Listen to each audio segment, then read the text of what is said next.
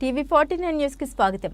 నంద్యాల జిల్లా ఆత్మకూరు మండలం ముష్టపల్లి గ్రామంలో అధికార వైఎస్ఆర్ కాంగ్రెస్ పార్టీకి భారీ షాక్ తగిలింది.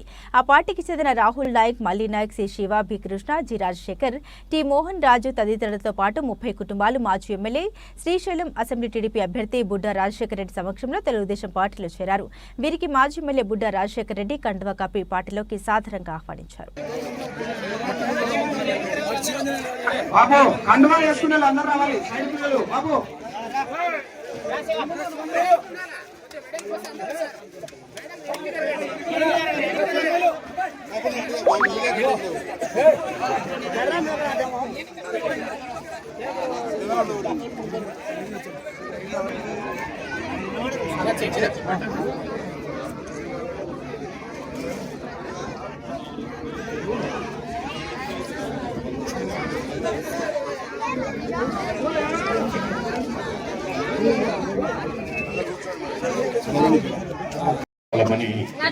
అడుగుకు అన్నం పెట్టేతోళ్ళు కాదు, అడుగుకు అన్నం పెట్టేతోళ్ళు కాదు.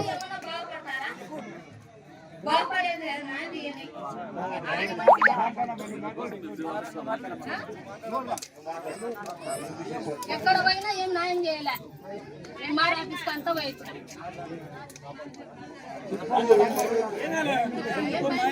ధైర్యంగా చెప్పు, నీ ఉద్యోగం మీకు ఏమిస్తా.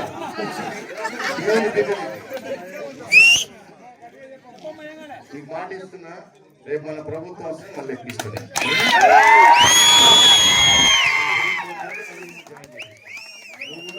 ప్రజలకు అందరికీ మంచిగా పని, వాళ్ళకి దుర్మార్గాలు అవుతున్నాయి. ప్రజలందరికీ బాగుండాలా, వాళ్ళకి మంచిగా సేవ చేయి, వాళ్ళకి ఉద్యోగం ఇస్తాం. సరిగా చేయట్లేదు అమ్మాయి అని చెప్పేసి జాబ్ తీసేస్తున్నారు. అసలు కారణం ఏంటంటే నా చేత బలవంతంగా పెట్టిస్తున్నారు. సార్ సంతకం కూడా ఒంటరిగా పిలిచినారు. నన్ను ఒంటరిగా పిలిచి మా సంతకం పెట్టు కారణం కూడా చెప్పలేదు సార్. లాస్ట్ మినిట్ లో నేను పేపర్ తీసుకొని చదివిన తర్వాత ఏంటి సార్, నాకు ఒక నిమిషం ముందు ఒక రోజు ముందన్నా చెప్పాలి కదా, ఇది మా పరిస్థితి తీసేస్తున్నారని చెప్పలేదు సార్. బలవంతంగా పెట్టిస్తున్నారు. మీటింగ్ కార్డు అది కూడా సర్పంచ్ వద్దు, మీరు టీడీపీని నిలబడుతున్నారు, మీ బంధువులు కదా, వాళ్ళకే వేస్తారు మీకు ఓటు, మీకు ఎందుకు ఇవ్వాలి జాబ్ అని చెప్పేసి తీసేసినారు సార్. ఎమ్మడే తీసేసినారు. వాళ్ళు రావడం ఆలస్యం, మేము తీసేయడం ఆలస్యం సార్.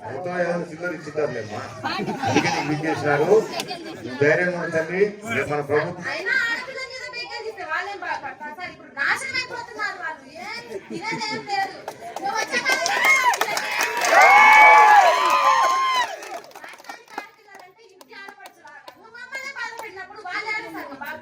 జగన్ నేను మీ అన్నను మీ అన్న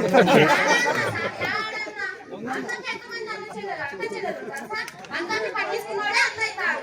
కనీసం నన్ను తీసేస్తున్నారని ఏ ఒక్కరు నా దగ్గరికి రాలేదు. ఎమ్మెల్యే కూడా చెప్తే ఏమో నాకు తెలియదన్నారు.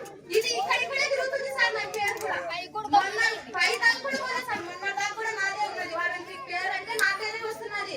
నన్ను తీసేసిన తర్వాత కూడా నా న్యాయంగా కానీ కొంతమందికి రేషన్ కాకపోతే నేనే పంపేసిన సార్. తీసుకొని వాళ్ళు తిననిలే, నేను నాశనం అయిపోతే వాళ్ళు కూడా ఎందుకు తినే కూడి పోగొట్టాలని నేను పంపేసిన సార్. అయినా కానీ తీసుకున్నారు చాలా మంది. అయినా కూడా వాళ్ళు బాగుపడారు సార్. నిజంగా ఈ తాపు పసుపు జెండా ఎగరాల్సిందే. నేను మాటిస్తా ఉన్నా, ఈరోజు రేపు మన ప్రభుత్వం నువ్వు జాబ్ లో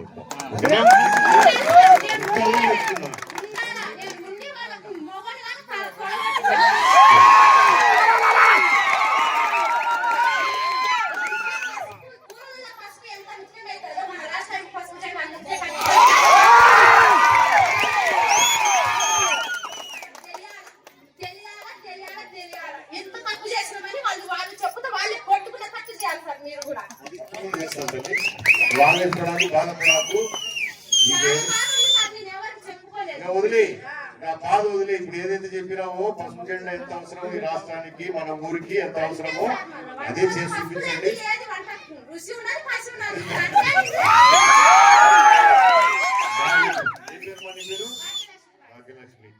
ధైర్యంగా ఉండు. ఈ బాధ్యత నాది, నీకు ఉద్యోగం ఇచ్చే బాధ్యత నాది. మళ్ళీ ఉంటావు నువ్వు చెప్పినట్టే తొడగొట్టి వాళ్ళ ఇంటికాడే భాగ్యలక్ష్మి ధైర్యంగా చెప్తా ఉంది ఈరోజు, ధైర్యంగా చెప్తా ఉంది. అక్క నీ పేరేం పేరు? శంకరమ్మ కూడా బాగా ధైర్యంగా చెప్పింది, ఇంకా ధైర్యంగా చెప్తుంది. ఇది కావాలి అంటే వాస్తవంగా మీరు అవకాశం ఇచ్చారు వైఎస్ఆర్ కాంగ్రెస్ పార్టీ. ఈరోజు ఎంత బాధలు పడుతా ఉన్నారో మనం అనుభవిస్తా ఉన్నాం.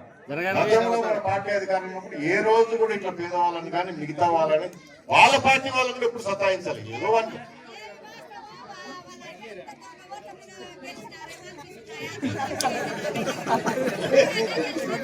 దొంగ ఓట్లే కాదులే, ఓట్లు వేసారు జనాలు. ఒకసారి చూద్దాం బాబు మొబైల్లోకి తెలియకుండా పిల్లలకు తెలియకుండా వేసి పడేశారు ఓట్లు. బాబు పిల్లోడు ఏదైనా కష్టపడతాడు నువ్వని కాదులే, జనాలు చాలా మంది వేస్తేనే కదా ఇన్ని ఓట్లు వస్తాయి. వాళ్ళకు అది కళ్ళు కనపడదు తయారైంది. అవునా? ఇన్ని సీట్లు ఇంత మెజార్టీ ఇచ్చేసరికి అహంకారం పెరిగిపోయింది. ప్రజలు కదా మనకి ఇచ్చిన ఈ అవకాశం అనేది, ప్రజలు బాగా చూసుకోవాలి కదా అనేది వదిలేసి అహంకారం పెరిగిపోయింది. వాళ్ళు అహంకారాన్ని భాగ్యలక్ష్మి పాప చెప్పినట్టు దించాలి. అది దించకపోతే అది మీ చేతుల్లోనే ఉంది. మీ చేతుల్లో గుర్తుపెట్టు, భవిష్యత్తు అంతా మీ చేతుల్లో ఉంది. ఈరోజు పిల్లలు ఉన్నారు, ఇంతమంది యువత ఉన్నారు. ఒక్కడికన్నా ఉద్యోగం వచ్చిందా? ఒక్కరికన్నా. ఊళ్ళో అందరికి రావులే, కానీ ఒక్కరికన్నా రావాలి కదా మన కళ్ళు. ఉన్నటివే విక్తురాలు. అదే రేపు పిల్లల భవిష్యత్తు కూడా బాగుండాలా. ఇందాక శేఖర్ చెప్పినట్టు మీకు అమ్మఒడు ఒక్కరికి ఇస్తున్నాడు, మిగతా డిగ్రీ చదువుకున్న పిల్లలకు మన టైంలో చంద్రబాబు నాయుడు గారు వాళ్ళకు ఉద్యోగాలు వచ్చేంత వరకు తల్లిదండ్రుల మీద ఆధారపడకూడదని 2000 రూపాయలు ఆ రోజు నిరుద్యోగం గుర్తించారు. ఈ మహానుభావుడు నన్ను గెలిపియండి, 25 ఎంపీ సీట్లు ఇవ్వండి, ఎమ్మెల్యే స్థానాలు ఇవ్వండి, కేంద్ర మెడల్ పొందుతాను, స్పెషల్ స్టేటస్ తెస్తాను, ఊరూరులో మన ముష్టపల్లి కూడా ఒక ఫ్యాక్టరీ పెడతా, పక్కన సిద్ధపల్లిలో ఒకటి పెడతా, పెద్దరాంతాపురంలో ఒకటి పెడతా, పక్కన పాపం ఆడ బాగా రిజర్వాయర్ ఉంది, చల్లగా గాలి వస్తుంది, ఆడ ఒక ఫ్యాక్టరీ పెడతా, యాడికి పోవాల్సి పనులు ఊకంటే పోయి వస్తుంటే మీకు ఉద్యోగం వస్తుంది, జీతాలు వస్తాయి, ఇట్లా కూర్చొని పండుకొని ఫ్యాన్ కిందని చెప్పాను. అవునా? అదే చెప్పినది. ఎట్లా ఉన్నేటి పీకేసినాడు ఇద్దరు, ఉన్నేటి పీకేసినాడు. మనం ఉన్నప్పుడు మైనార్టీలకు పెళ్లి దులాం పథకం ఇస్తుంది, మిగతా కులాలకు కూడా పెళ్లి కానుక ఇస్తూ ఉంటుంది. ఏమైనా ఇప్పుడు చంద్రన్న బీమా ఎంత మంచి పథకం అంటే ఎవరు చనిపోవాలని కోరుకోరు, కానీ యాక్సిడెంట్లో ఎవరైనా చనిపోతే 5 లక్షల రూపాయలు డైరెక్ట్ గా మీకు అకౌంట్ లో పడుతుంది. యాక్సిడెంట్ చనిపోతే అది లేదు, ఎత్తేసినారు. ఏముండే చెప్పండి.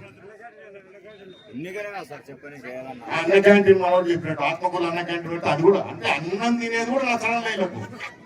అంటే మనము ప్రభుత్వం తరఫున పేదవాడు ఏదో ఆత్మకూరుకు వస్తాడు, పనుల మీద వస్తాడు, పాపం పని కాకపోతే సాయంత్రం లోపల ఇంత అన్నం ఉండాలని చెప్పేసి చంద్రబాబు నాయుడు మంచి ఆలోచనతో అన్న క్యాంటీన్ పెడితే అది కూడా తీసాడు. ఏమున్నాయి చెప్పు. మనం నీ పేరేం పేరమ్మా? ముత్యాల బాయ్. మీరందరూ కూడా ఈరోజు చాలా ధైర్యంగా మాట్లాడినారు. ప్రతి చోట ఇదే కావాలి.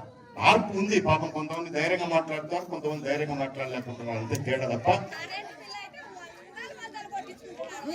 మీ ఇంట్లో 4 ఏసీలు ఉన్నాయంట.